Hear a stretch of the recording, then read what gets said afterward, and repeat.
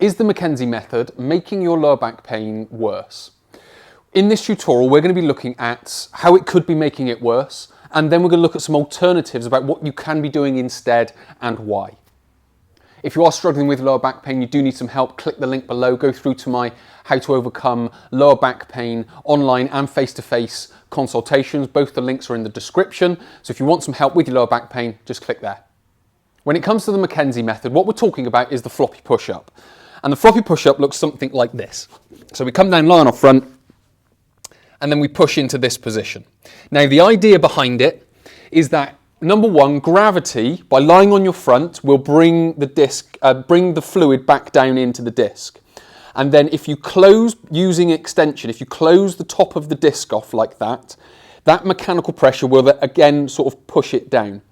But there's a few limitations to it. So what we're going to do is we're going to describe some of those limitations, and then in part two we'll talk about how we can solve it by bringing some alternatives in. The main limitation of the floppy push-up, or the floppy push-up within the McKenzie method, is that the extension is too much, because it can then affect three different parts of the disc. So what can happen, because there is some truth in that gravity will allow the fluid to come back into the disc, and there's also some truth in that it will close the disc off, and sort of that pressure will help it bring the fluid back into the disc. There is some truth in that. But what also comes along with it is obviously you've got the disc, so there's a limitation here in so much as when we come down into this position and we extend up, as I've mentioned, it can, using the pressure, it can bring it back down. But what it can also do, if you don't get it quite right, there could be some bulge still happening. And what you're doing is you're pinching the bulge and you're maintaining the bulge because it's pinched and it can't come back down. So what obviously you have to do, you have to lie there for long enough to know that it's coming back down. But obviously you can't know that. So that's a limitation. Because you can't see it, you can't necessarily feel it go back in, then you're always going to be wondering how long is long enough. So when it comes to part two, we'll try and solve that problem. So that's the first sort of limitation with regards to the disc. Then what we have is the facet joints. So on the back of the disc, let's just say my spine's in neutral, and you've got the discs that are just sat on top of each other. Now when you flex and extend, so when you flex and extend, those discs, they just rock back and forth on each other, because they help the vertebra move in their little segment, their little sort of 5 degrees of movement that they've got.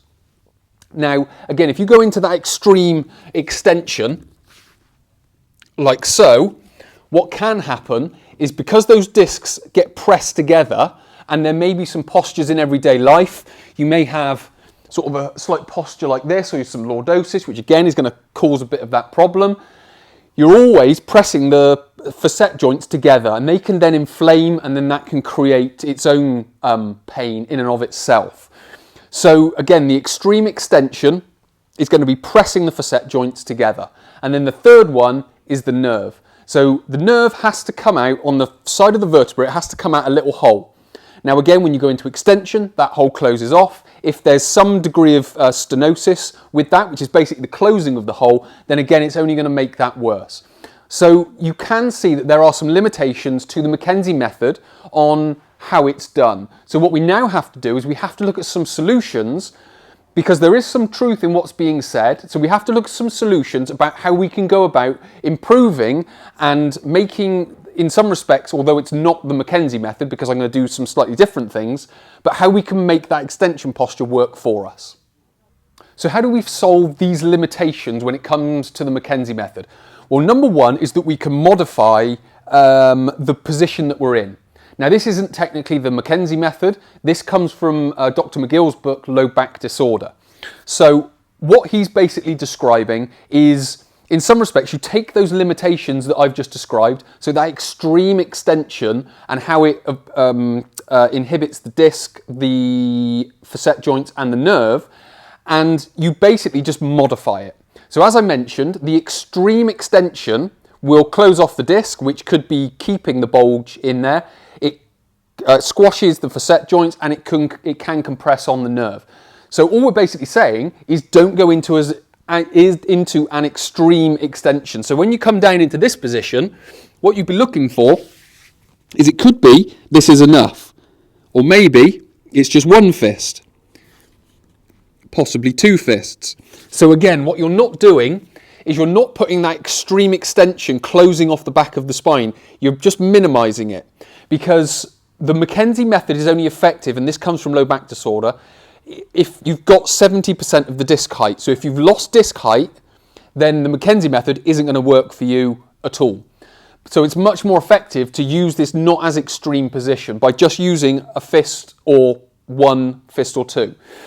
And then all that's doing, that's just minimizing the gap, but you've still got the gravity and you've still got a little bit of closing off of the disc.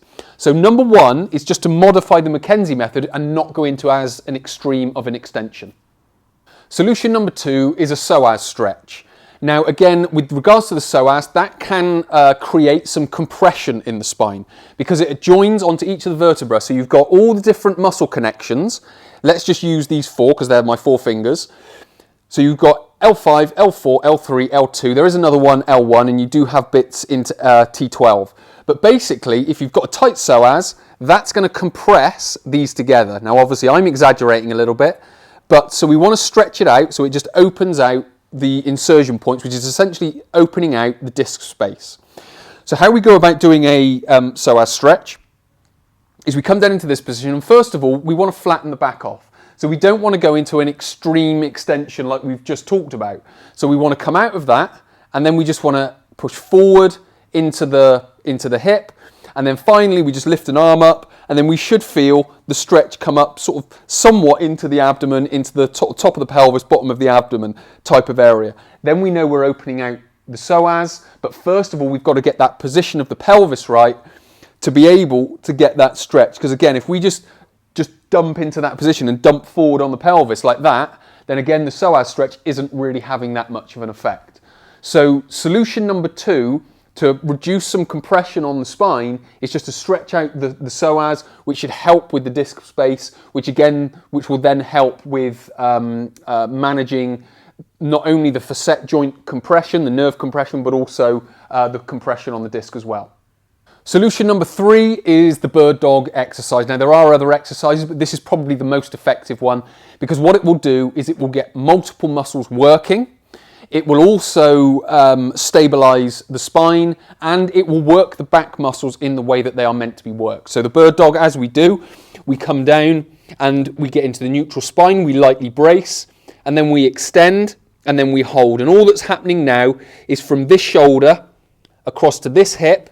As long as I've got my lats and my glutes engaged, that's putting tension into the thoracolumbar fascia, which is essentially holding up the vertebra, which again is keeping the spine stable, so it's minimizing any micro movements which could again be causing you a problem when it comes to your lower back pain.